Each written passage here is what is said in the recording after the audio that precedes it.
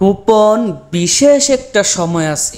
ওই সময়ে যদি সূরা ইখলাস 9 বার পড়তে পারেন, সাথে সাথে ফলাফল, মনে যত আশা আছে সব পূরণ হয়ে যাবে।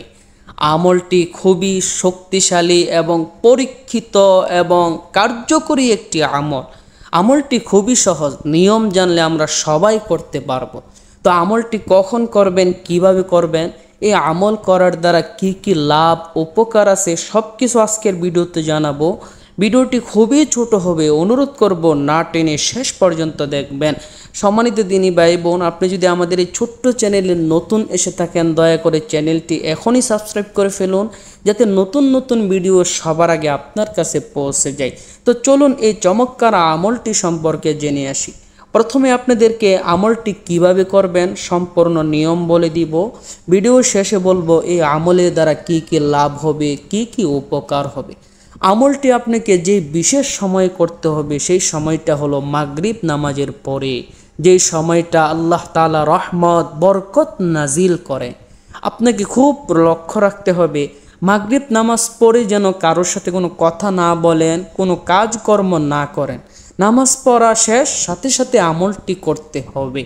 আমলটি করার জন্য প্রথমে আপনাকে 3 বার এইভাবে ইস্তেগফার পড়তে হবে, যেমন আস্তাগফিরুল্লাহ রাব্বি মিন কুল্লি যামবি ওয়া আতুবু ইলাই, আস্তাগফিরুল্লাহ রাব্বি মিন কুল্লি যামবি ওয়া আতুবু ইলাই, আস্তাগফিরুল্লাহ রাব্বি মিন কুল্লি যামবি ওয়া আতুবু ইলাই।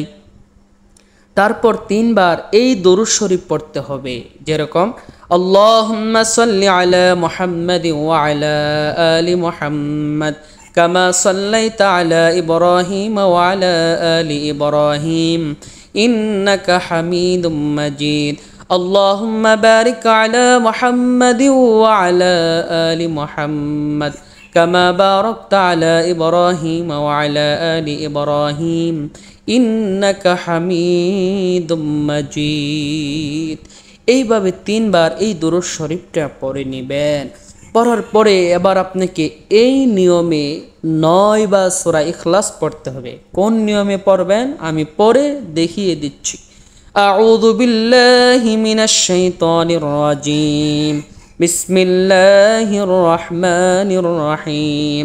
কুল হুয়াল্লাহু আহাদ, আল্লাহুস সামাদ, লাম ইয়ালিদ ওয়া লাম ইউলাদ ওয়া লাম ইয়াকুল লাহু কুফুয়ান আহাদ। এইভাবে আউযু বিল্লাহ বিসমিল্লাহ সহ এবং সূরা ইখলাসটা যেন সহি শুদ্ধ হয়, খুব খেয়াল রাখবেন যেন সহি শুদ্ধ হয়। মোট 9 বার পড়বেন, 9 বার থেকে বেশিও নয় কমও নয়। সূরা ইখলাস 9 বার পড়ার পরে আবার 3 বার প্রথম যে দরুদ শরীফটা পড়েছেন ওইটা পড়বেন। যদি না পারেন তাহলে এই ছোট্ট দরুদ 3 বার পড়বেন, যেমন সাল্লাল্লাহু আলাইহি ওয়াসাল্লাম, সাল্লাল্লাহু আলাইহি ওয়াসাল্লাম, সাল্লাল্লাহু আলাইহি ওয়াসাল্লাম। পড়ার পরে এবার আপনার আমলটি শেষ হলো। এখন চলুন জেনে আসি এই আমল দ্বারা কি কি লাভ, কি কি উপকার হবে আপনার। সম্মানিত দিনী ভাই বোন, কুল হুয়াল্লাহ সূরা এমন একটি সূরা যে সূরার ভিতরে আল্লাহ নিজের পরিচয় দিয়েছেন, তিনি কোথায় থেকে এসেছেন, তার কোনো সন্তানাদি আছে কি না। তার মানে এই সূরাটা অনেক দামি একটি সূরা। এই সূরার আমলটি করার আগে আপনি যে কোনো একটা উদ্দেশ্য ঠিক করবেন। আপনার এই মুহূর্তে অনেক টাকা পয়সা দরকার, অনেক বড় সমস্যায় আছেন, সমস্যা থেকে বের হওয়া দরকার, অনেক বড় বিপদে আছেন, রোগ বিমারে আছেন, শত্রু দুশ্মনের ভয় বা ঋণ, যে কোনো সমস্যা বিপদ বা যে কোনো জিনিস দরকার, এমন একটা উদ্দেশ্য ঠিক করে আমলটি করবেন।